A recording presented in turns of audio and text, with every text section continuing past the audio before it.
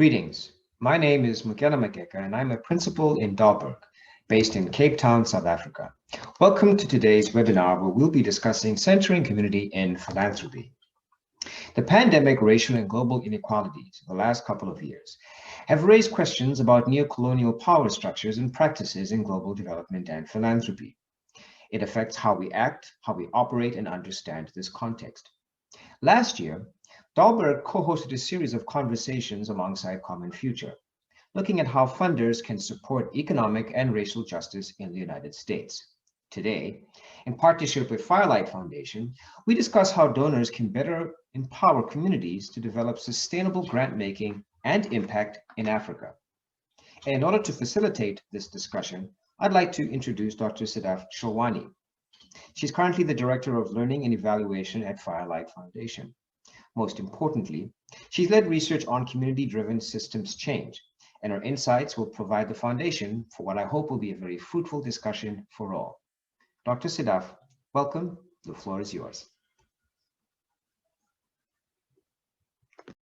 Thanks. I'm so thrilled to have so many people here. It's such an honor to be with the panelists, really thought leaders in the field, and I'm looking forward to the conversation. So it's my honor to start, and I will just share some slides. Oh, I cannot share my screen. And it's okay if I can't. Hosting duties can easily be shifted to you. There you are. You are the host. Please proceed. All right, let me get that in.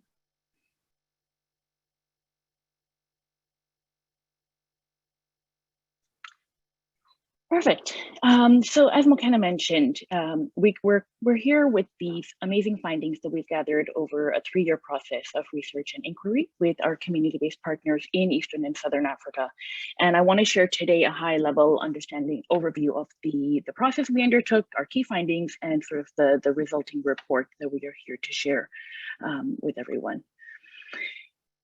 So, you know, as Mokena said, I think a lot of us have come to this conversation with the understanding that shifting power is critical. I think there has been a reckoning in global development, in philanthropy, that putting communities at the center has actually never been more critical than it is today. There's also a recognition, increasing recognition, that social change is complex and systemic. And what we want to propose here from our learnings is that actually community institutions, local activists, local leaders are critical agents, and any sort of look at systemic change that doesn't think about the entry point at the community level is flawed and limited in its success. So even beyond the effectiveness of putting communities at the center, communities who are most familiar with the issues at hand, the fact is that for a more ethical justice and solidarity approach to change, to any sort of social change, we actually do need to take an approach that requires us to walk hand in hand with people, with communities. This is messy, gradual, difficult, complicated work, but it's actually the work of creating smaller and larger shifts in the underlying systems and norms. And we would argue that this is really what it means to be in solidarity with others towards a more justice and equitable world. So let me walk you through our process really briefly. We had a 3-year mixed methods process of inquiry and research. In the early stages, we were really honored to partner with Dalberg, who carried out a very comprehensive research exercise with over 50 community-based organizations that have been former or current partners of Firelight in 9 African countries. And we continued the inquiry and validation from that original research in the subsequent years. We asked, what is the role of community organizations in social change? What does success and impact look like? What does effectiveness look like? And how can funders and others better support community organizations? Key findings. The first and most fundamental finding that we drew from the data was that lasting impact requires community-driven systems change. So systems change requires that actions, analysis and actions have to look at not just the surface solutions, but looking at the root causes and systems that are affecting or shaping those issues. But moreover, those actions, those systems change actions cannot happen only from the outside in or from the top down, that there has to be a grassroots leadership and agency in creating that change.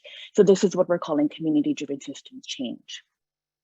The second piece, and this might sound a little trite to use this word of superpowers, but I strongly believe it, that community organizations that are born and rooted in the communities that they live in and work in, they hold these special superpowers in fostering community-driven systems change. And some of these are the familiarity and trust that they hold with their communities, the relationship establishment and management that they foster, and the strategic partnerships that they establish. And this enables them to build community capacity, to increase community agency, to mobilize community action, and to actually affect long-term change in underlying root causes and systems at the local level. However, current funding structures have tended to undermine these very superpowers and potentials that community organizations hold. Some of the challenges that our partners shared with us were restricted short-term and insufficient funding, being led and driven by funder agendas rather than being able to be responsive to their communities, and a sort of instrumentalization and co-opting of their own trust and familiarity with their communities to meet a funder or INGO's goals. Further, when we dug deeper, we learned that there was actually quite a big misalignment in how global development, quotes, in the mainstream, and philanthropy define impact and effectiveness, and how it's defined by community organizations that are actually working to affect change at the local level. So as an example, global development and philanthropy may tend to put emphasis on program quality, measurable program quality, or evidence of input leading to results, or scale. And the partners that we worked with were really emphasizing that for them success was when the community was empowered to create change on its own, when communities were able to create change, even if it was small, but in the underlying root causes, and that impact could be sustained over the long term, even if it was small, but it would be sustained without external inputs. And finally, and this is the crux of the conversation that we're here today to discuss, is how do we reimagine and reconceptualize our approach in order to fund in community-centered ways in order to achieve this long-term systemic impact. And some of the recommendations and guidelines we developed with our community partners were around how we redefine success, how we reimagine our relationships with community partners, how we think about measuring results, how we think about what is effective programming or effective organizational capacity. So the result that you'll all, I believe that it will be shared with you after the webinar, and you can also find it on our website, is this comprehensive report outlining community-driven systems change, why we need to invest in it, what it is, how community organizations actually catalyze and nurture it, and how funders can actually play a role in supporting it and nurturing it through community organizations. In addition, we do have a set of tools and guidelines that were also co-created with our community organization partners that provide practical strategies and materials for funders who are looking for really tangible ways to shift their systems and practices in order to truly put community at the center. And I'll end here with one of the wonderful sort of feedback and quotes that we got from our partners during this research. And this one just highlights that, you know, CPOs are not just there to carry out something for a funder, that they have a mandate that's much more complex and more challenging. And that if we can actually honor that and support that, the results will be much longer lasting.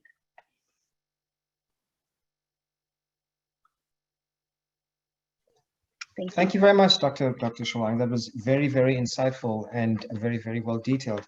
Just a little bit of housekeeping just before we get into the thrust of the session.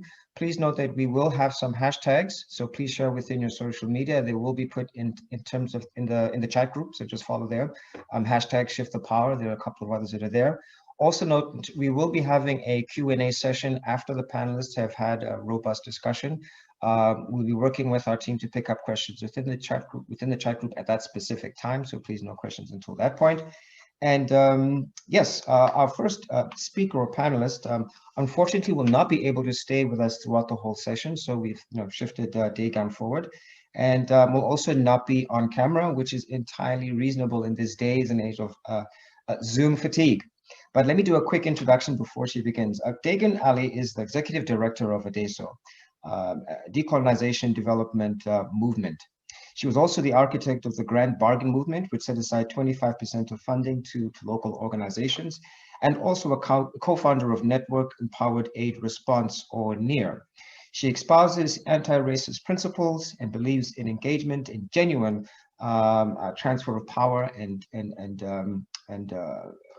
skills, and has been cited in the New York Times, Al Jazeera, The Guardian, as well as the New Humanitarian. We're very honored to have Degan's input here to kick us off before we go into the broader panel session. Degan, over to you. Thank you, Mokena. Thank you all It's an honor to be here, and it's really interesting to see the findings of the Firelight study. So I think I'd like to talk about the two levels of systems change that have to happen. And I feel like we get very caught up in the second level, and we oftentimes forget about the first level. And the first level is to recognize, and going back to that initial poll question about development outcomes, is shifting the power going to have significant impact on development outcomes for Global South citizens? I don't think so, as it's currently designed. And the reason I say that is because the shifting the power movement, the quote unquote localization movement, which is based in similar concept, but in the humanitarian space, all of these things are very much involved at the transactional level, and I'll talk about that, but they're not really involved in the global governance system and what are the root causes of poverty and ensuring that development outcomes are not improving in Global South countries.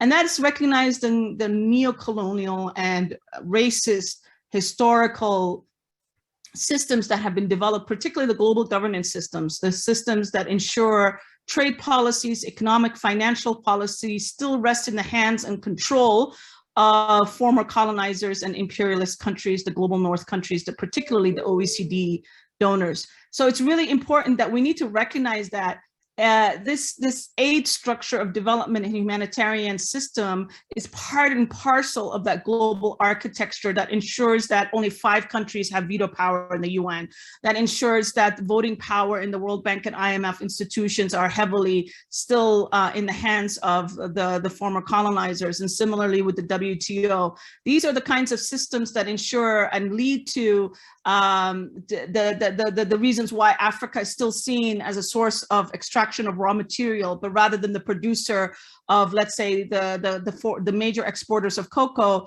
being the producers of chocolate, high quality chocolate, or where we extract rubber, but not producers of tire and other products from rubber. So this is the kind of system that ensures that we don't have industrialization, we don't lift millions of people out of poverty, but we're seen as a source of extraction of raw material. And no country has lifted its people out of poverty without industrialization. This happened for the most, epic example in China in the past 20, 30 years, and happened in the Industrial Revolution with the West. But that opportunity is not allowed for Africa particularly, but it's also some Asian countries. That opportunity has been purposefully, by design, limited and inhibited. And I always say, we don't need aid. What we need is a level playing field in terms of these global governance systems. So that's the first level of systems change that we need to look at. The second level is to recognize that the aid architecture that has been developed, the humanitarian development aid architecture, ensures our complicity in this very neo-colonial, oppressive, economically and financially oppressive system of continued hegemony of global North countries.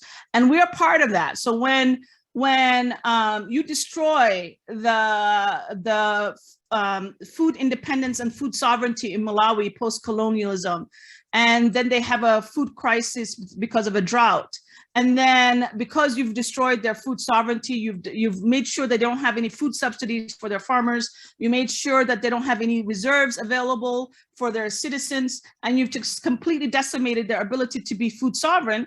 And then because as part of the World Bank and IMF loan conditions, and then a drought happens, and then they have a massive hunger crisis, then what happens? What kicks into place?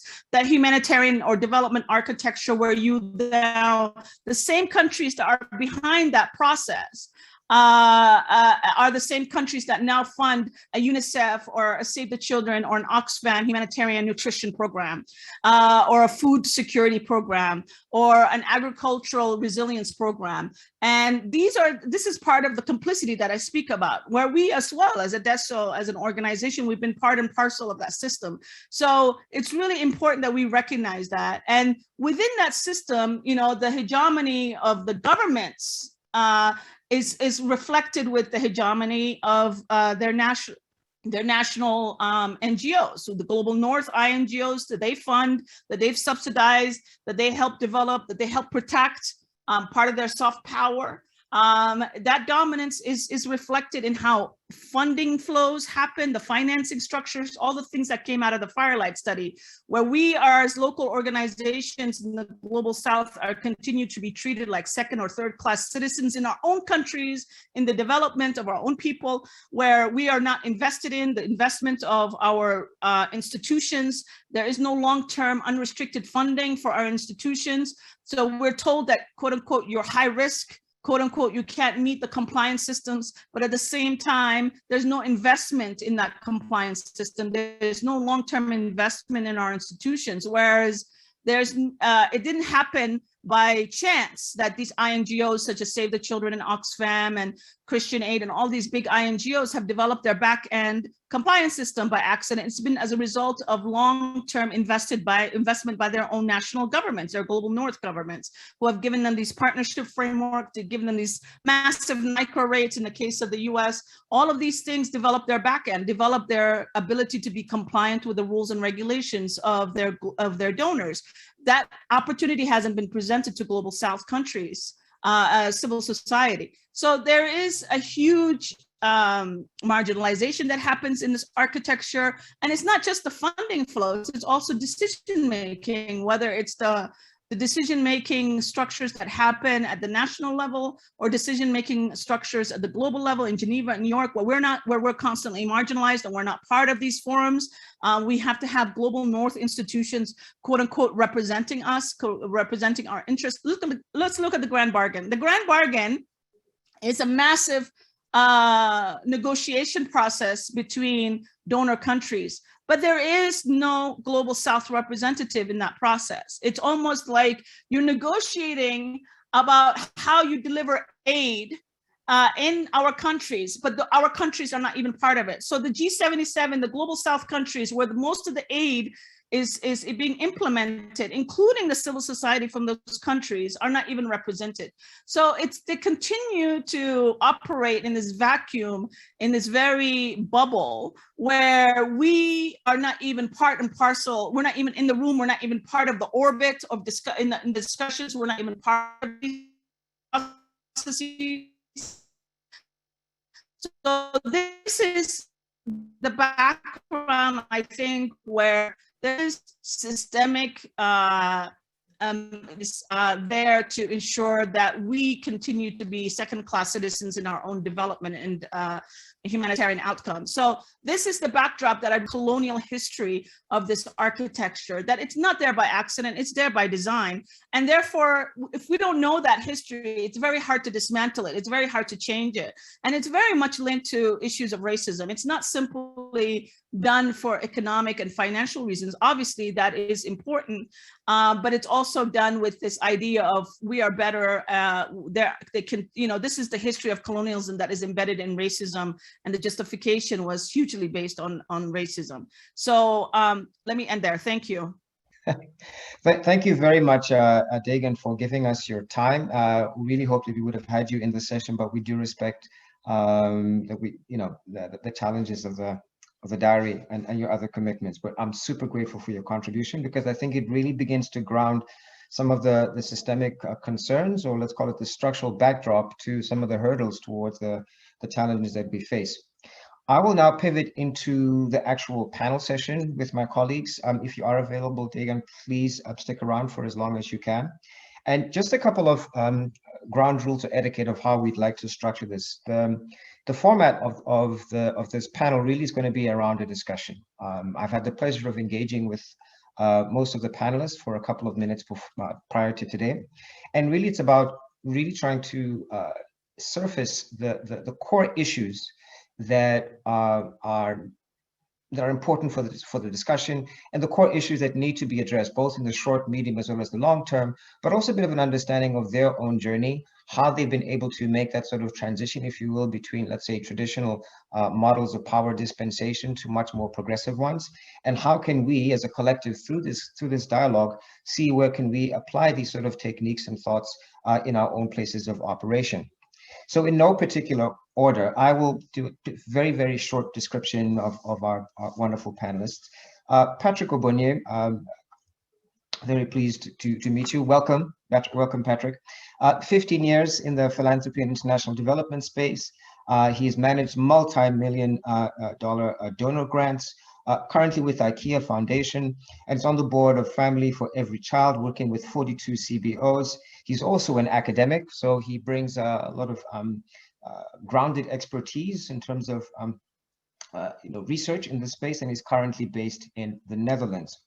Our other panelist is Rose Maruru. She's the co-founder and CEO of Epic Africa, a Senegalese nonprofit that works essentially in that space, looking at data and data fidelity. And this is an important point, which I think she will explain about the role that her organization plays in being able to give transparency and credibility in terms of how capital flows and actually addressing capacity gaps with regards to these organizations. She has 25 years of experience in this space, working with Oxfam International, Africa Development Bank, and in countries as diverse as Yemen, Egypt, Senegal, and others. Welcome, Rose. We also have Lisa Bohmer, who I had a wonderful chat with the other day. She's coming all the way from the other side of California. I'm not sure what time zone that puts you in, but thank you for making it, Lisa. She currently directs Conrad Hilton's Global Early Childhood Development Initiative. She's got 30 years of experience in East and Southern Africa, working with organizations as diverse as UNICEF, Nike, IPAS, and the Coalition for Children Affected by AIDS.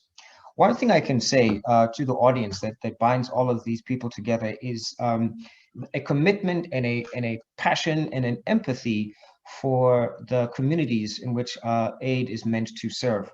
And I think it's an important quality that goes to the heart of understanding how can we begin to address the sort of colonial divides that's been described by Degan, by actually embedding ourselves in the shoes, if you will, of the communities who we purport we are working to serve.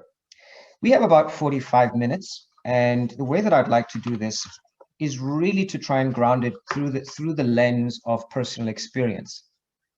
Lisa, I'd like to start with you. We had a very interesting conversation about a pivotal point in your framework, if you will, where you made a complete leap, perhaps leap of faith, if you will, but you definitely made a pedagogical shift, which allowed you to open up a whole other type of conversation in the work that you were doing between 25 and 30 years ago.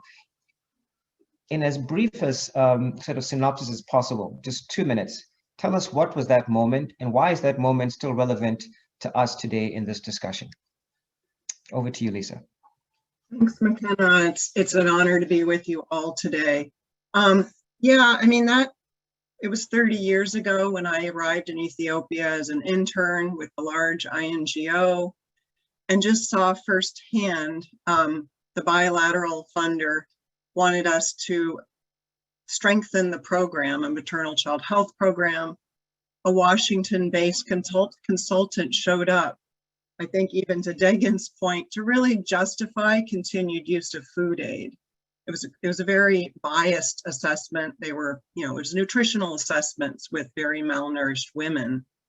And we realized there was a big agenda going on and we weren't going to find out what the community actually thought of the intervention. So we pulled his contract, which of course was challenging, and instead went to the local university and hired a team of Ethiopian anthropologists that then opened up, of course, a whole different reality regarding what was really happening in the community, some of the corruption happening, some of the real disconnects between what we thought the program was and what it actually was.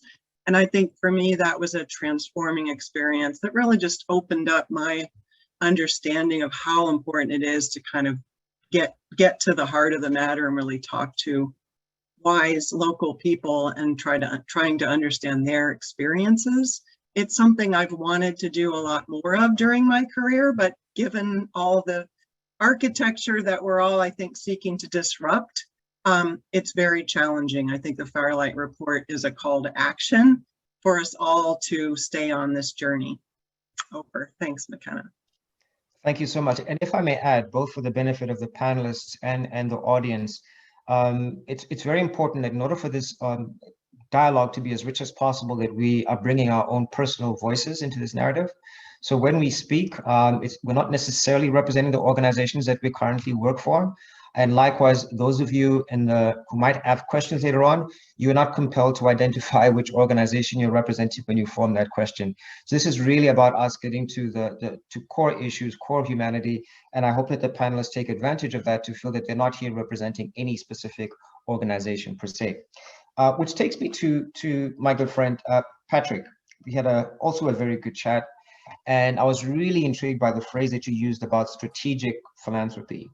And I'm wondering if perhaps this is the right type of space to try and blend that notion of strategic philanthropy and real impact, because what Lisa did by making that pivot towards anthropology, a sort of unlikely, let's call it measuring point in terms of decision making, I think that was a profound strategic decision with huge implications. And I know that you have thoughts about strategy and philanthropy and how does one look at public transparency and strategy. The floor is yours, my friend. Thank you so much. And I think, as we talk about, my experience, I think my exposure to this after several years in philanthropy came when I was doing my master's research on strategic philanthropy and what that meant for philanthropic organization. And at the look of it, it did look really interesting. And you can bet that a lot of philanthropies are talking about Mark Kramer and Michael Porter's research in the 90s or 2000s around strategic philanthropy, which had so many good things. But at the core of that is also the fact that strategic philanthropy has basically strengthened the control of power, resources, and decision-making on the house for the have-nots. So that's essentially what has come. What was a very noble idea about transparency and accountability on investments going to organizations have really transformed into, decision-making power for those who have against those who don't have. And of course, a lot of philanthropy, having worked in philanthropy, what has this meant for, organizations working on the ground? It has meant that they have been burdened with a lot of administrative work, but very little support for administrative costs. It has also meant that there's an increased demand for accountability and transparency towards, our partners, towards community-based organizations, for impact measurement, but also very little internal demands for the same for philanthropy. So how does philanthropy publicly account for what they are doing? So internally, we have so many structures within philanthropy that ask for impact on the ground, but very little of that accountability comes from philanthropy. You say, listen, this is what has come of our investment. So I think that there has to be a thought process around that. And I reflect about how some of the reasons that philanthropy say, we can't be able to fund CBOs. And just, echoing Degan's point, of course, they don't have the infrastructure. Of course, they can't manage the funding that's been provided. Of course, they don't have the human resource. But yes, they don't have it because we have not been able to invest in them. We do not trust them to even hold the money. And we don't provide enough resources for them to build that kind of human resource, that kind of monitoring and evaluation that we need, that kind of research, that kind of experimentation that's required to be able to do this. And as long as we continue to do that, we certainly are not gonna be able to create a difference. And the last part of this is actually, other foundations say, well, we are funding a lot of NGOs so that they can build the capacity. But as part of the systemic issue that Degan says, these NGOs are actually continuing the same trend to build the capacity of the same organizations for 20 years. I've gone to organizations and I'm like, okay, so if you've been building the capacity of this organization, whatever that building capacity means, because I hate that word, what has happened within those 20 years that you still funding has to move through you? It's completely crazy. I think so. But I think these are the insights that have led me to, think and have led my research in thinking around how best should change happen, what needs to happen. I'll stop there. Well, that's perfect. I'd like to build on your point because in a build up to today, somebody sent me a question for today's session, and it resonated so sharply with me because it tied into an experience that I had when I was also serving on a board and we were applying for funding. And the terms are quite interesting because the term said that the funding had to be purely impact oriented and we could not cover any staff or running costs. The implication being that staff costs are wasteful and that only real impact. So I had to sit with my team and imagine how are we supposed to deliver all of the services that were part of this particular package when the funding did not actually allow us to create our own capacity. So in other words, the only organizations that probably would have benefited from that grant would have been the ones which have other sources of funding to cover their resources, which would continue to perpetuate other pre-existing organizations. So I resonate totally with your point and provocation around capacity. I'm also hoping that I'm partly addressing the question that came to me via email about how we may need to think differently about how this capital gets dispensed and how the terms and conditions that we put in place. But I also want to connect to your point, Patrick, around accountability to Rose. Rose's organization, and Rose, please correct me if I'm wrong, works specifically in that space looking at data, looking at accountability in one way or another, and understanding or questioning the role of intermediaries in terms of how these capital flows work, or perhaps making them more transparent. Rose, if I've done an injustice to what you do in your organization, please correct me. But I would love for you to maybe also build up on this question of accountability and the importance of data and why you formed your company and what was the gap that you saw in the ecosystem. Yeah, thank you, Mokena, and thank you to fellow panelists and participants. I think this is a really important conversation and very timely conversation. So I don't know where to start. Maybe I should just start by perhaps a quote that my co-founder and I rather like. I don't know who is attributed to, but it's something to the effect that to change something, you need to build a new model that makes the existing model obsolete. I mean, you can also fight the existing model or system, but we're sort of in the latter, trying to build a new model. And what do we mean by that? Now, when you look at the African civil society or nonprofit sector, one of the things that strikes you, at least, is kind of almost total lack of knowledge and information about the sector. It's even when we talk about community-based organizations, who are they? What do they look like? Where are they located? What do they do? How do they do it? And so we are on a journey to try and bring more visibility to African-led organizations, not just for the purposes of funding and external funding, but also for purposes of building their local legitimacy, because that's a big question. Local legitimacy, so that eventually what the vision that we have is that Africans will be the first ones and the main source of funding for our own organizations, and that foreigners, yes, we welcome that, of course, and they can be allies and they should be allies, and capital does need to flow from the north to the global south. But ultimately, Africans will have to be architects of our own development, and in this space, that's really important for us. So who are these, community-based organizations or African nonprofits? And most of them, at least from our several surveys now, are really small in terms of staffing. Between one, sometimes there's one, the founder, doing everything, right? Between 1 to 10 people. Majority have a budget of under $100,000 a year. On average, grants last no more than 18 months, and 80% or more are restricted. Now, just knowing that can begin to tell you a lot of things, right? Like, so when we talk about capacity, which tends to be interpreted as needing training, actually, probably that organization just needs more money to hire a really good communications person who can tell their story and who can start to bring this visibility so that people in the community can know what this organization does. Because it's not unusual actually to find, even within a community, the community may not know of your organization, much as you're doing really amazing work and changing things. So we link data to that sort of outcome. So when we talk about accountability or transparency or visibility, we're not really talking in terms of compliance with donor requirements. We're talking about really accountability to the people in whose name, you know, you're raising money, or you set yourself up to do the work that you do first and foremost.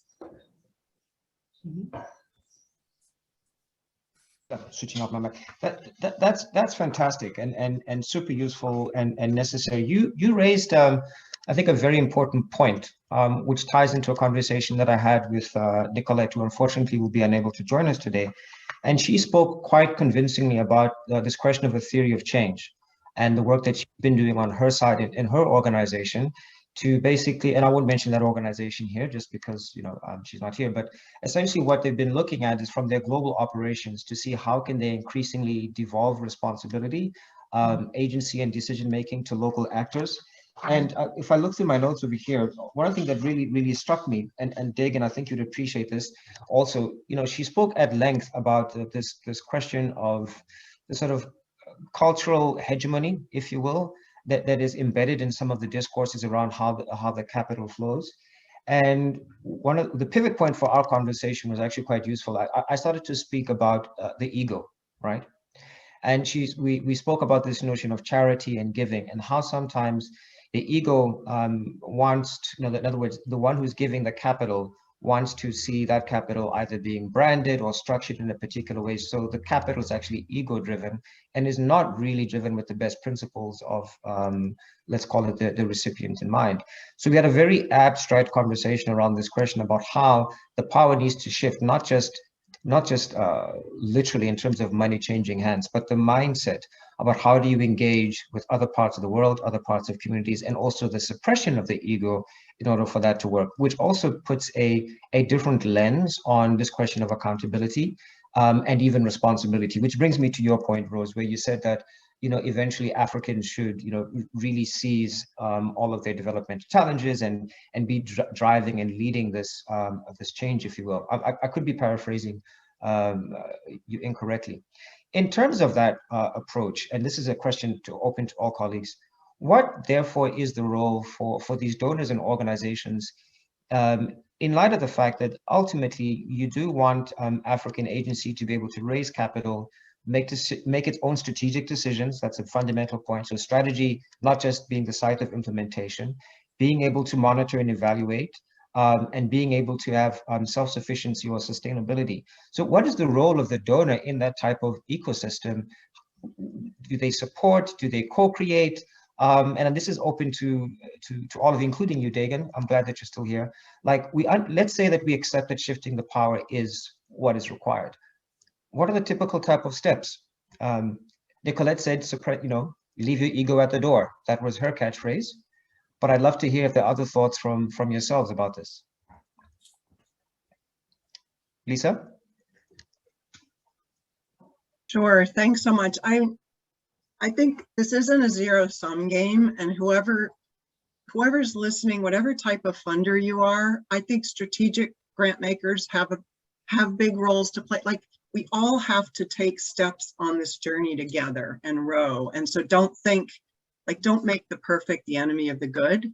I think it's critical that we're holding ourselves accountable and our partners accountable for capacity building. That's right. And I know you're right, Degan, that's a crappy term. Strengthening, being helpful, supporting.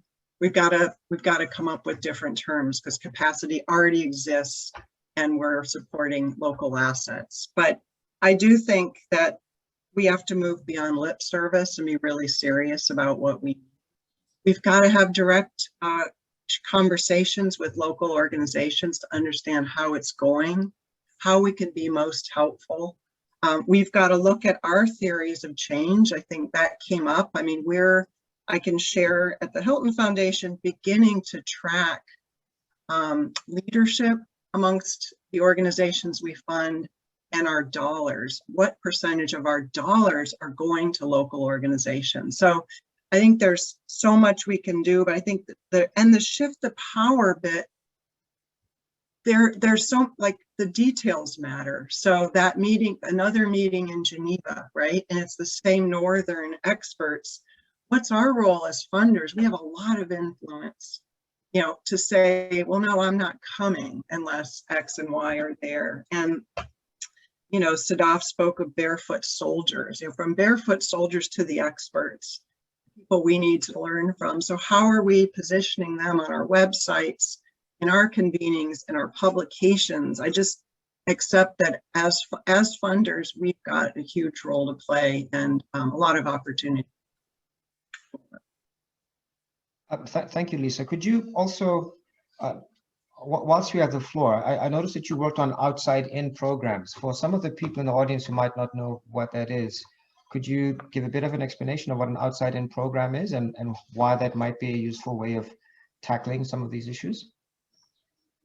I think somebody coined that. I did not coin it, but I think what we're talking about here are the practices that have existed for a long time, where there's a northern solution, right, that's brought. And I think the medical field is rife with that. There have been some good innovations. I worked on pediatric AIDS.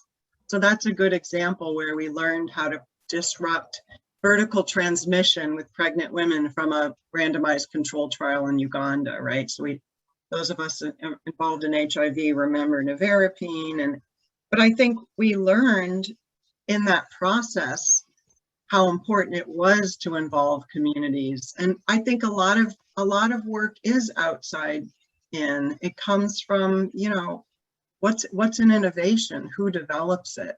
So I personally, yeah, I think that there are ways to shift and collaborate with innovators that might be based in the North, that might be developing new technologies, but we've got to accept the responsibility of funders that we have to have a process for co-creation, adaptation, like the details matter.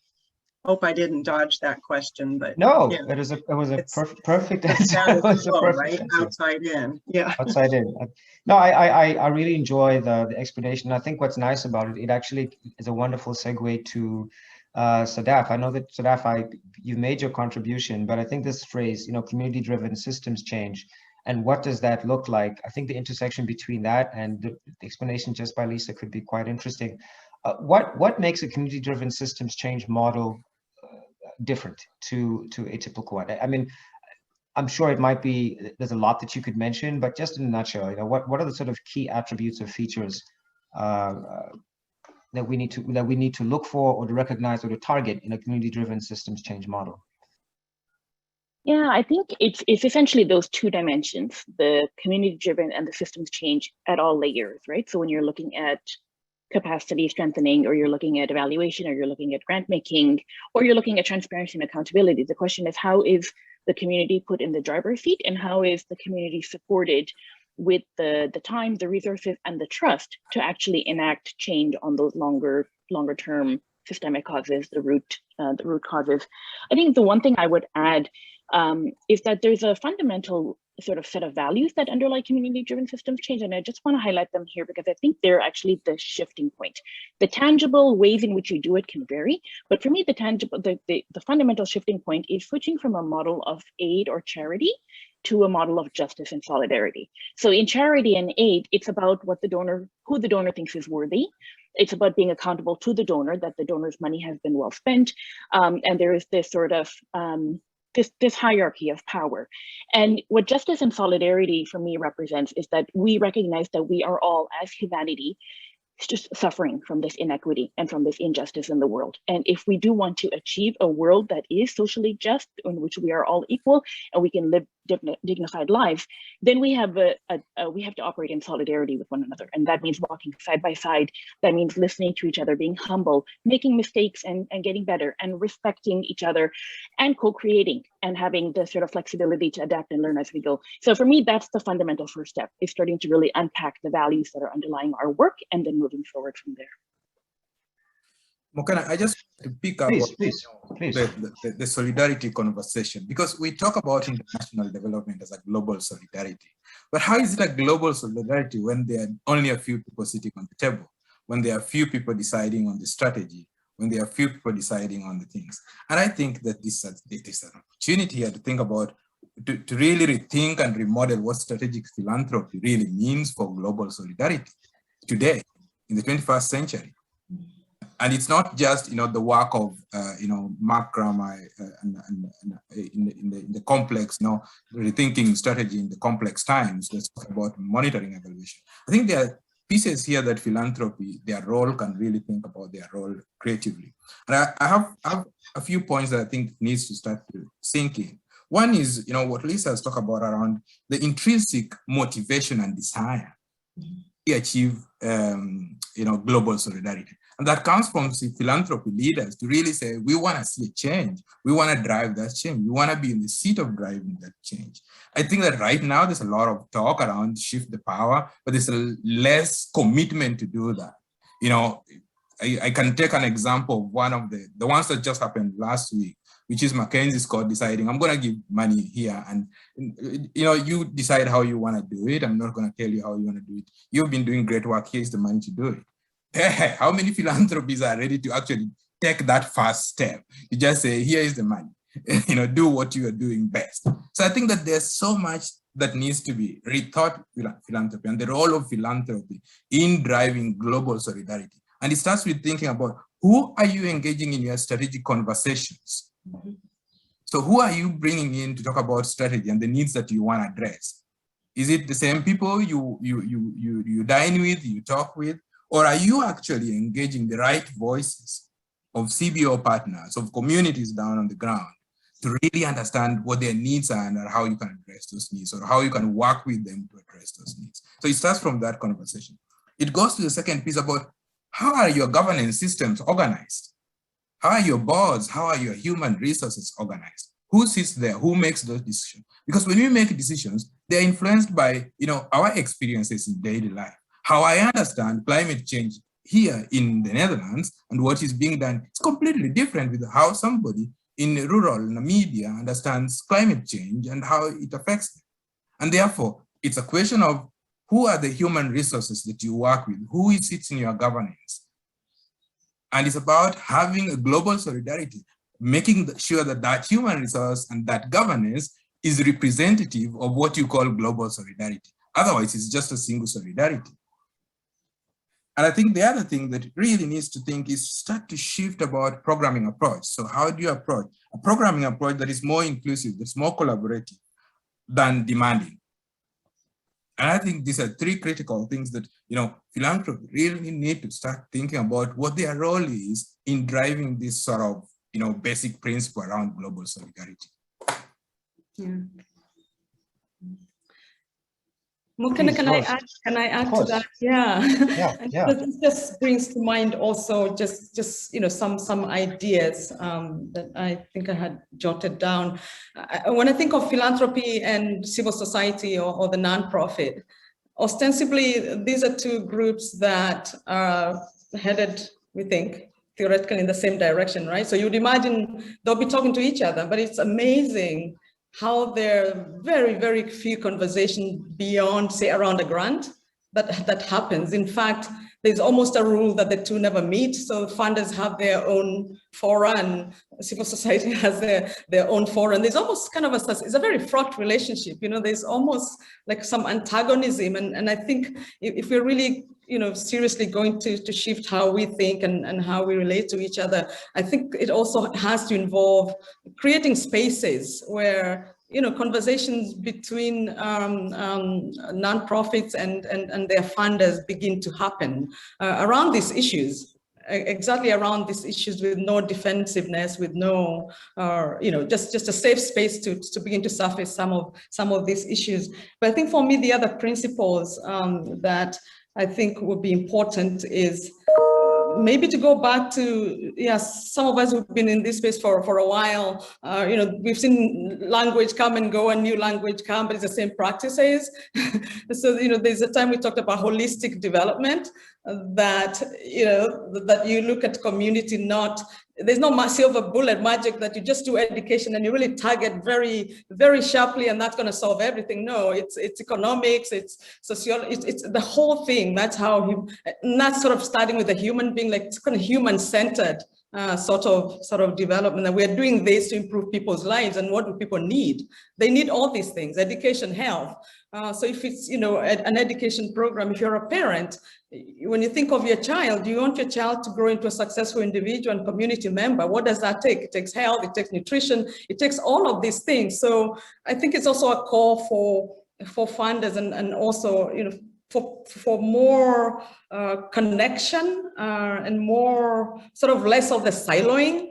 And to see that no one organization can actually, no matter how much money they have or they throw around, can really have any lasting change if other things don't change, you know? So you can't do health without education or vice versa. So it's not a competition, and I don't know how to bring that sort of sense of collaboration, maybe the solidarity sort of maybe sentiment that will do it. But also then to think of this work that we do and this space that we inhabit as an ecosystem. You know, it's really an ecosystem, and we are all occupying different places in the ecosystem. So for me, we are rather not in competition, but can actually reinforce, you know, each other's work. And within that ecosystem, you know, the different types of organizations, obviously, some that we haven't talked about, and where I think, like, you know, a group like Epic Africa is situated is sort of what we think of as infrastructure. You know, underlying, you know, it's the road and the water system and that irrigates all of this. Because without that, shifting the power or localization or any other one of these, you know, wonderful concepts may not really succeed, because at the end of the day, you know, these civil society organizations are going to need, whether you call it capacity building or something else, they're going to need services, they're not going to need tools, new information comes. So services and tools that can underlie and accompany this shifting of the power. And I think, yeah, probably the last point I want to make is just also thinking, I mean, patience. I mean, the issues that we're trying to address are really long term. I mean, they'll never be solved. You solve one and a new one comes up, right? We didn't have COVID 2 years ago. So you'd never stop building health system, for example. It's a forever job. So this idea then of patience and having really kind of a long term and staying power, whether it's in a community or within an issue, because there's also this tendency to today we're doing health, no, tomorrow we're doing climate change, okay, drop that, let's do this. And so groups at the community level really never stay long enough with an issue to actually show impact. And that's partly how they lose credibility. Like, what do you guys do? I mean, now you've jumped onto this, now it's HIV, now it's the other, to really just sort of change some of those practices to the extent that that's possible. Thank you. I mean, both your contributions are excellent, and I can see some, you know, a number of overlaps, particularly on the governance piece. I think, Patrick, your observation about how are boards constituted, how are let's say the decision making within the funder, the donor bodies, how is that actually brought in? And it brings me to a very personal example that I'll put onto the table. So a colleague of mine who was from Lesotho actually was you know, inducted onto the board of a Canadian donor organization that had specifically set out to support you know, early childhood development in Lesotho, but all of the strategy was being conceived in Toronto. He was the lone voice speaking on behalf of his community, but he was being drowned out in this board, and then they would set aside capital and then basically say, you know, let's run a survey and see which CBOs in the country can run the vision that we've put together. And inevitably, it was almost set up for failure, A, in terms of the understanding of the need, B, the fact that the strategy was delocated from the actual recipients, but also in a way he felt like a bit of a token too. So he was frustrated because now he had to carry the mantle of the country in this board that was probably had good intentions, but probably wasn't really embedded in the ethics, which is what you're talking about, Rose, the ethics and the values and the conditioning systems that makes real participation meaningful. Degan spoke quite passionately about, you know, structural systems, in some instances, to some extent, even macro structural systems. I'm super glad that she's still on the line. I'd love for her to share some thoughts around this question of governance structure and what do organizations have to do internally in order to get themselves ready to shift the power? Because it might be one thing to just say shift the power, but meanwhile, organizations might need some sort of internal change management, realignment of value, or even a disaggregation of how they currently distribute their decision making. Degan, if you're available, please give us your thoughts on how can organizations re-look at their structure in order to be more effective for the communities that they hope to serve. Or you could take a different, you could spin on my question and add some nuance as you see fit. Yeah. The floor is yours. Thank you for that. I think that's a really important question. I think that's a really important question. And there was someone in the chat talking about how Global South civil society replicates the model of the Global North INGOs. And I completely agree with that. I would say I myself as an executive NGO mimicked the metrics of success. Can you hear me?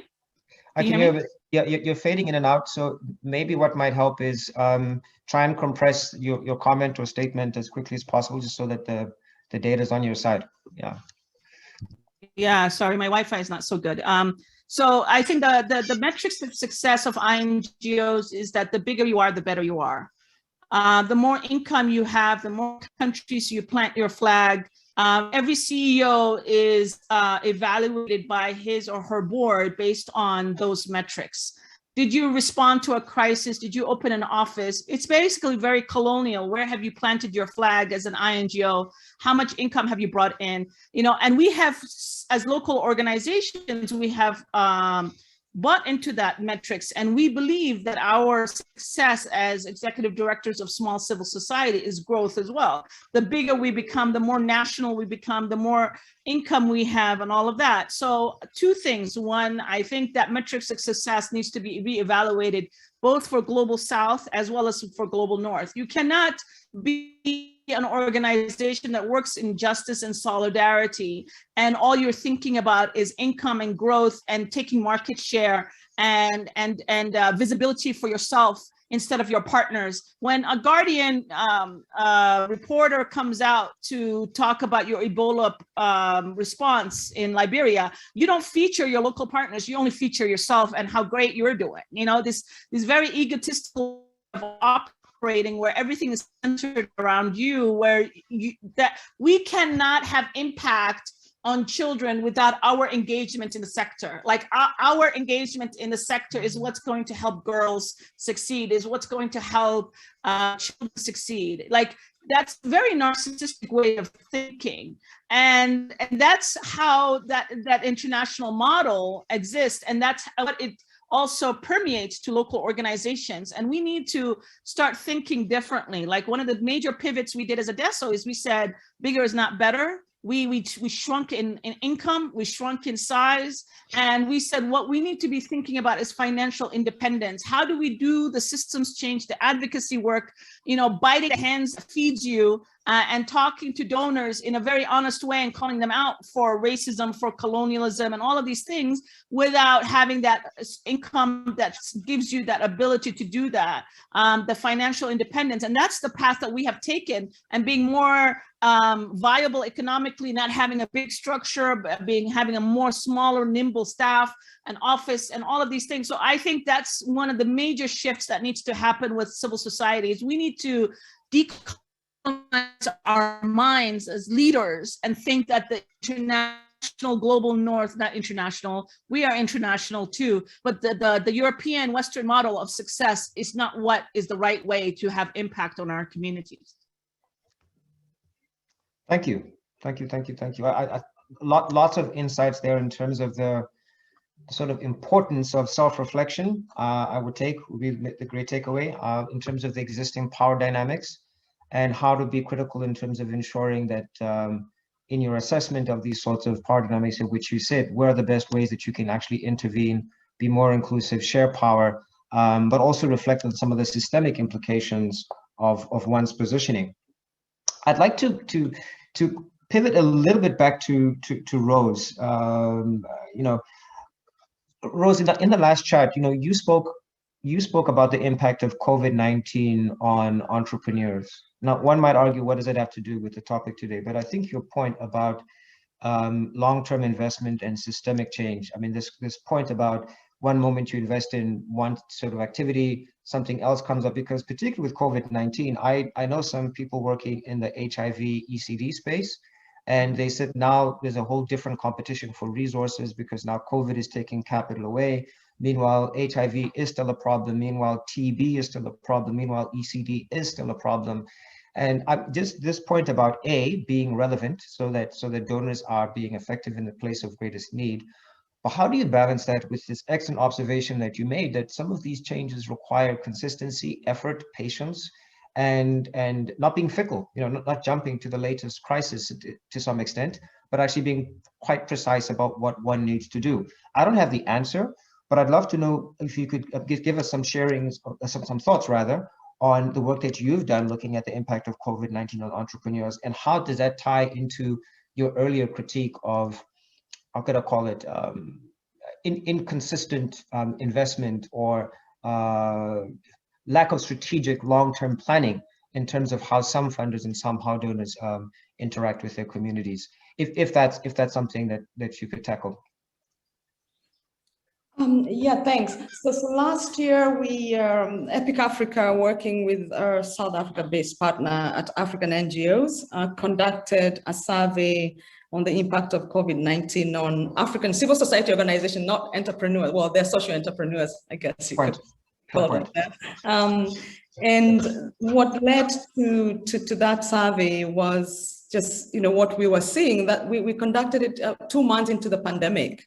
And what we had been seeing so far was just responses from governments, responses from private sector. And it was remarkable that we were seeing nothing on TV, hearing nothing on radio about what community-based groups or other types of civil society groups were doing. And yet we know that these are always the first responders, right? And so it led us to wonder, what's going on. So we did it was a 2-week period. We put out the survey and we had quite a pretty good response from about 44 countries around the continent. And almost invariably, at least over 80% had already pivoted to do something to respond to the emergency of COVID. Many of them did it from their own funds or from funds that they raised from individuals and local businesses. That was really interesting, that individuals and local businesses were sort of the #1 funder of the immediate sort of response to COVID-19. But there were some also interesting findings, for example, that funders had actually relaxed many of their demands. And there's some who said, listen, you decide what needs to be done and you do it with the money. You can reprogram the money that you have. They relaxed reporting periods and just showed tremendous amount of of trust that their grantees could make, the right decisions. It'd be interesting to hear how that went. And now we've just ended a second survey, a year plus on, to see what has actually happened. Because although in North America and other places in the North, COVID-19 is seeming there's a light at the end of the tunnel. Here, we're now going through a third wave, right? I mean, and fourth wave in some places, and even worse than the first wave, right? So what's going on? And very preliminary findings, of course, things for civil society organizations seem to be worse, at least in terms of losing funding. Many have closed down. And our question, which we have asked in the survey, but we haven't yet analyzed, is what's happening to the communities that they serve? Most importantly, because if you are running, say, a shelter for women who have experienced gender-based violence. So what's happening to those women and those populations? And we're really looking forward to analyzing this data to find out more. But the big story, of course, is that many of this actually was only about 30% who had any kind of reserves that they could call on to tide them over this period, or to use it to respond to the emergency that's happening right outside their door. So the issue of reserves, so when we talk about sustainability and strengthening capacity, like I said, it is yes about skills, and that's never ending because new technology comes and new knowledge comes and people have to learn. But there's also capacity building in terms of reserve, it's just basic, even at an individual level, we try to save, right? For that rainy day. And for most nonprofits, that's not the case. They're living from a grant to grant, So their focus is the next grant so they can keep the lights on and keep the few people that they have on staff working. So we hoping to launch the next report sometime towards the end of August, early September. But we have we're also running a complimentary funder survey, actually asking funders of African civil society organizations, how have they themselves been impacted, and how is that going to impact in the short term and in the longer term, how they fund African civil society organizations. I'm glad to say that we've had back from quite a significant number, and we're looking forward to hearing from the rest of them, so we can kind of see both sides and the bigger picture of actually what's happening in this space and what's likely to happen in the next, say 3 to 5 years. That's brilliant. Friends and colleagues, we are going to be pivoting into a Q&A session in the next 5 minutes or so. I asked the panelists to please keep your cameras on. But just before we do that, I just wanted to perhaps give maybe Lisa just a few moments to maybe speak on this issue of trust. I was quite taken by the way that you encapsulated, I think, the importance that everybody has a positive role to play in terms of making a difference with regards to the donor community, and that transformation or transformation of mindsets and so on can occur through good efforts. And it struck me that we require a sort of trust building or rebuilding trust, if you will, between communities and donors, etc. Because perhaps it could be argued that some of the old compliances are about a lack of trust in the ability for locals to be able to make strategic decisions on their own. How is trust featured in the work that you've done, Lisa, and how easy or how difficult has it been to build trust in terms of your experience and projects? Thanks a lot. I mean, I so concur with all my panelists. It's been a great discussion. I think it takes time to build relationships, and for funders that are not proximate, we know proximity matters. We have to do everything we can. And I think it comes down to the points that have been made about how we design our strategies, how we check in with our local partners that are the experts, to ask how we're doing, to ask for guidance on an investment. We might want to do something somebody global has introduced, and we may get some very different guidance from a local partner on the ground, which is, I've got this. We've got to do this from an African perspective. Please don't fund X or Y over here to do this. This is ours. We also found that we have to sort of walk the talk, and to Rose's point about intersectionality, I think somebody mentioned an ecosystem approach. We found if we take a place-based approach, we work with local government, local civil society, we've got to show up and basically ask, what's the agenda? What are your priorities? How can we be helpful? Do participatory grant making where we can. It requires time, our time, and shift the power within that ecosystem so that INGOs are being helpful. National NGOs are rising. All this just takes time and effort, but it's well worth it. So I just think we've got to look for every opportunity to build that trust and to make good on our commitment to really be listening and be responsive to local priorities and leadership. Thanks, Mokena. That's great. So I'm going to look at the Q&A now. We have 2 questions here, but please feel free to send questions either in the chat or directly, and I'll read out the first question. It's not directed to any particular panelist, so please feel free to to jump in or provide some texture. I'll read it out. The philanthropic sector is very much a part of the complicity in maintaining and sustaining the systems that are designed to ensure inequalities. It would be great to hear from the panelists their reflections on how to push donor accountability on this front if real systemic change is to happen. Accountability by funding recipients, but also intra-donor accountability. That is the first question. Who would like to take that one?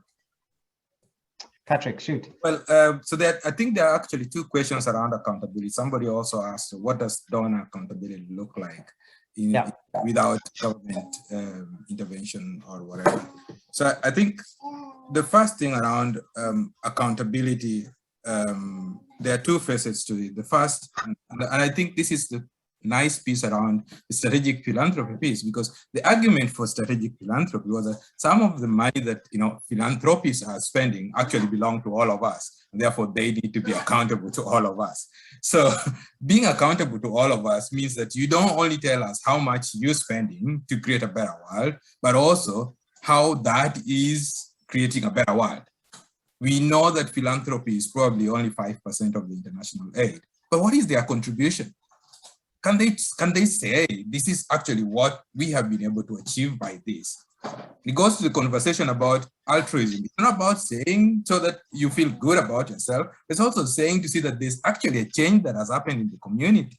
So I think there are two levels of accountability. Accountability around organizations, and I think we need to work with partners to be accountable to how much resources they are using and what those resources are achieving, because that's the only way philanthropy can also talk about what they have been able to achieve.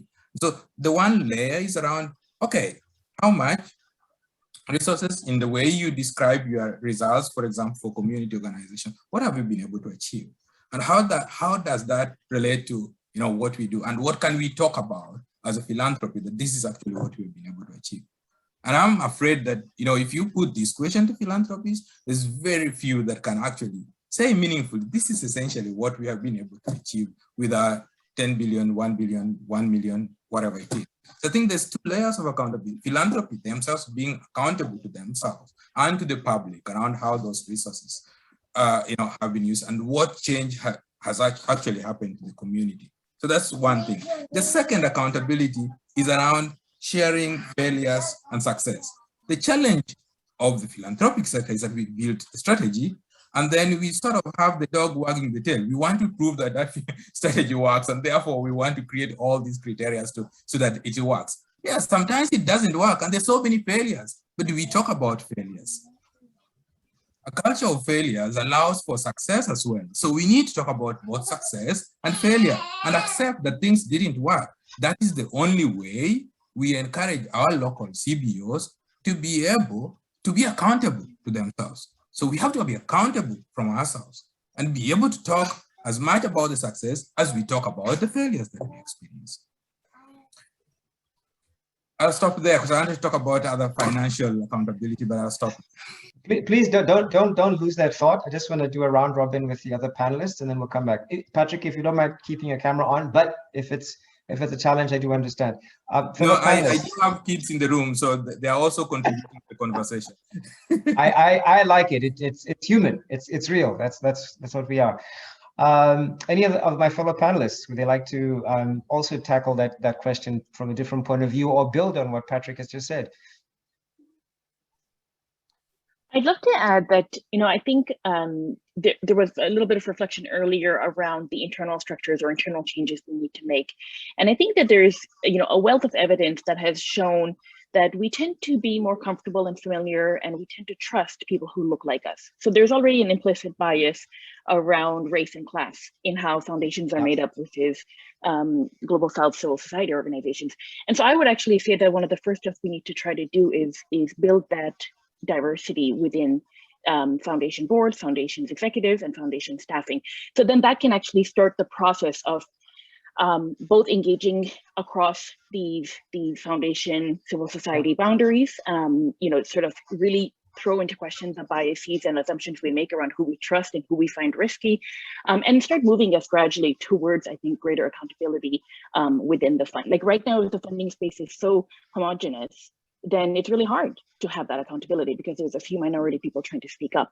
But I think the more diversity we build in, and genuine diversity, genuine inclusion, at all levels, I think then we're heading on the right track. Now, that's a great point, Sadaf. I'll just add that there's another piece, which is getting structured feedback from our partners. How are we doing as partners? Are we helpful? Are we investing in local priorities? There are structured mechanisms. I know we do a CEP, Center for Effective Philanthropy, does that for foundations. Who are we sending that to? What do local government partners have to say? What do community partners have to say? So I think we need that kind of feedback to make sure, to that Patrick's point too, about what doesn't work, what can we do better. It's hard to give that feedback to a funder given the power differentials. So having an anonymous, safe way to get feedback, I think, is critical for us as funders. That's wonderful. Lisa, whilst you have the floor, a question also came directed to you specifically, which is, could you elaborate on how you see the role of INGOs in being helpful? It's fairly broad, but it is a question, and please feel free to answer it in the way you see fit. Yeah, I mean, I so appreciate the comments about INGOs being a problem, but the fact is we have an ecosystem, and in many cases there is a role to play, but it's possible to shift power so that they're basically forced. And I'll tell you, as a funder, we're doing that. We're saying, no, you're not the lead here. You're going to follow. And sometimes you're going to be subcontracted by the national NGO. Other funders have been doing it too. I mean, the big bilaterals, our big bilateral, US government's done it. Sometimes it's meaningful, sometimes it's not. But I think we're looking at managing sometimes that our influence to better affect how INGOs are providing support, seeing their support as diminishing over time. So setting up budgets that say, you're accountable for transitioning full ownership and capacity to this local group. And if you hold them accountable for doing that, I think we see sometimes their role and behavior changing. Thank you. And another question. Oh yeah, please. Just on the INGOs, I think the INGOs is one piece, but there are also several donor structures that have been created for resource. Yeah, I'm having my daughter contribute to the conversation. No problem. We are loving it. Don't worry. Yes. We love it. Yeah. Yeah. So there are also structures that have been created just to get money. Transactional structures.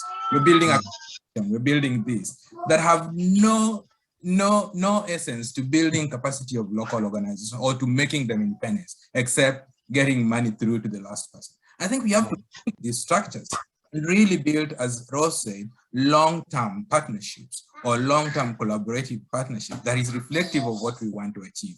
And then, as you say, create those sort of frameworks that allow for that, that allow for assessing how is this organization doing across building their, infrastructure, financial infrastructure, building their leadership, building their voice to advocate for the change. Because do you want them to take responsibility and hold their governments accountable? So we have to be able to track those. How are they doing? If you are actually building their capacity, as you say, what are they doing around building their voice and leadership? What are they doing about building their research capability on the ground?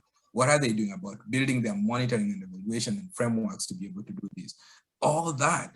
But if you're gonna build a consortium that's lasting 3 years and then, next thing up, you're not helping, sorry. Understood. So colleagues, we have about 8 minutes left. And in those 8 minutes, I'll do a quick summary. We're also gonna run a short survey, but I would like also to take just one last question, and I'm going to direct it to you, Rose.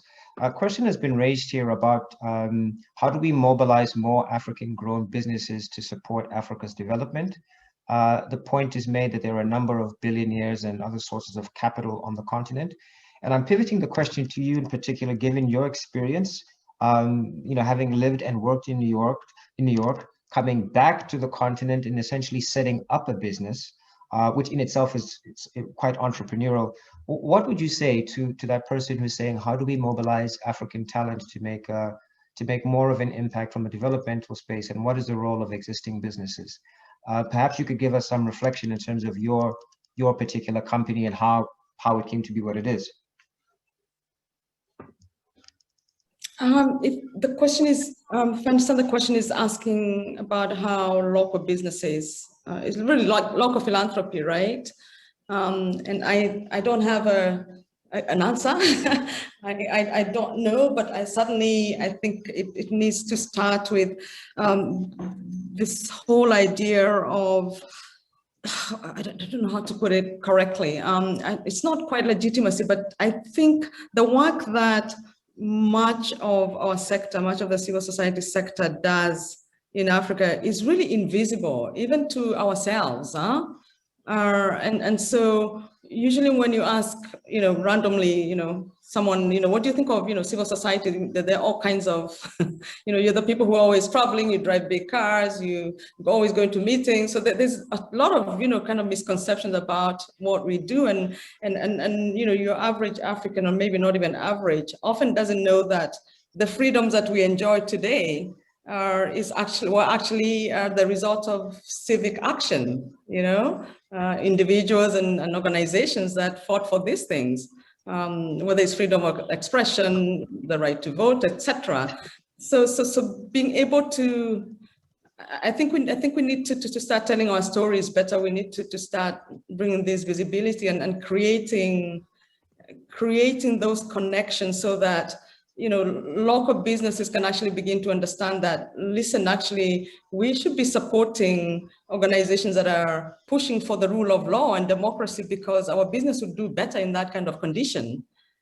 But right now, we don't make those connections. And so businesses tend to prefer sort of very brick and mortar type of projects, dig a well, build a school, and things that sort of photograph easily, but sort of the systemic issues, we're still not there yet. So there's really work to be done there. Yeah. Great. I'm going to hand over the floor to Degan literally for 60 seconds, and then we're going to go into our last survey and then some final thoughts and reflection. Thank you very much, colleagues. Degan, the floor is yours. Yeah, I just want to say two things. One, about Patrick's point about structures. So the reality is we have layers and layers and layers of intermediation that happens right now. A donor, whether philanthropy or USAID, gives $1 to the UN gives it to an INGO, the INGO gives it to another member of that family, who then gives it to someone else who may give it to a local NGO. By the time the dollar comes to the community, it's very small. That level of intermediation exists for a reason, not only to perpetuate these colonial ways, but it's also, there are practical limitations that these donors have, which is that they like writing big checks to the UN and INGOs because they don't have the administrative capacity. As they say, we don't have the capacity to manage a lot of small grants of $50,000, $100,000. We want to write a check of 5 million, 10 million, and most quote unquote global South civil society or local organizations can't manage that, absorb that. So we also have to think about practical ways of giving solutions to these problems rather than just saying there are problems. We have to recognize the limitations that philanthropy and bilaterals have. On the question of global South giving, there is huge amounts of wealth in the global South. This has been demonstrated already in India and Asia and Philippines, where big INGOs are coming in huge amounts and nationalizing in our countries. And now they're coming to Africa, they're coming to Zambia, they're coming to Kenya, they're coming to these countries so we're not only competing with them for the global North money, for their public money and their bilateral money, but now we're going to start competing against these very sophisticated, well-funded machinery of World Vision and Save the Children, who are going to come into our markets, use our newspapers that they can fund on their own, that we can't fund, trying to take over the global South philanthropy. So there is a need in our countries to really start grabbing the market share and finding solutions to this problem. And this is why I say philanthropy has a role to play that bilaterals will not play. This is where the philanthropy has to invest in supporting global South national intermediation structures or national community foundations or whatever that can mobilize this money in our countries. Thank you very, very, very much. I'd like to hand over to my technical team. We'll be putting a survey up. It'll be interesting to see the delta, if you will, between where we started and where we are right now, given the richness of the discussion. And yet again, fair colleagues, unfortunately, we cannot vote. So we just get to watch this process evolve. There has to be a way to adjust this for next time, because I really want to participate. But anyway, to the 104 other participants in total, including the panelists, please vote.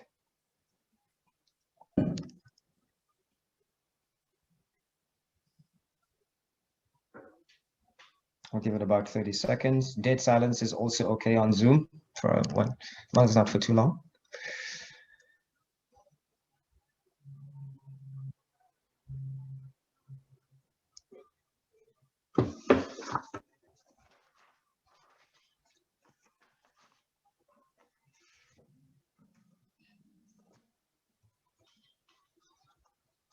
Peter, given that we have 1 minute left, do you mind sharing the results as they are? I understand if it's not fully representative of everyone here.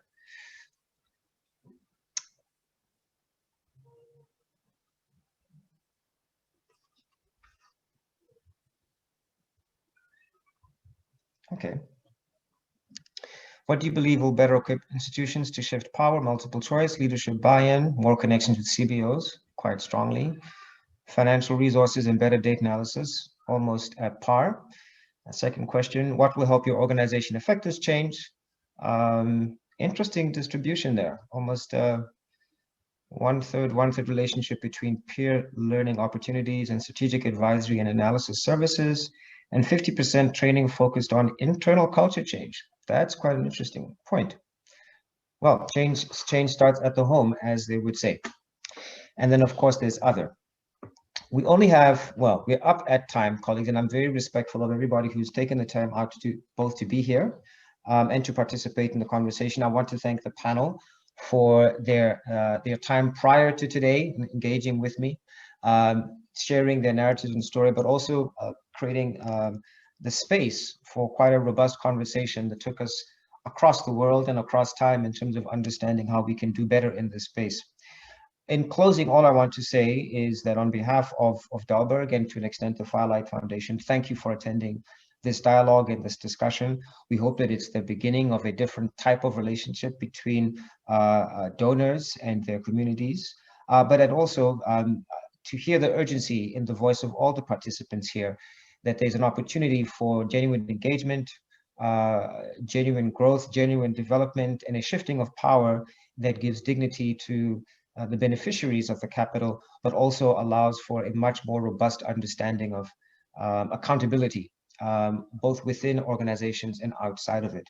So I'm very excited with this dialogue and this discussion. Very grateful to have learned from you all, and I wish you all a fantastic evening. Those of you going to evening, those of you starting your mornings, I wish you a wonderful day ahead. Let's continue to work to make a better planet. Thank you so much. Take care and goodbye. Oh, Patrick, I thought you were blowing a kiss there. All the best, good people. Thank you so much. Bye. Thank you. Bye-bye. Thank you.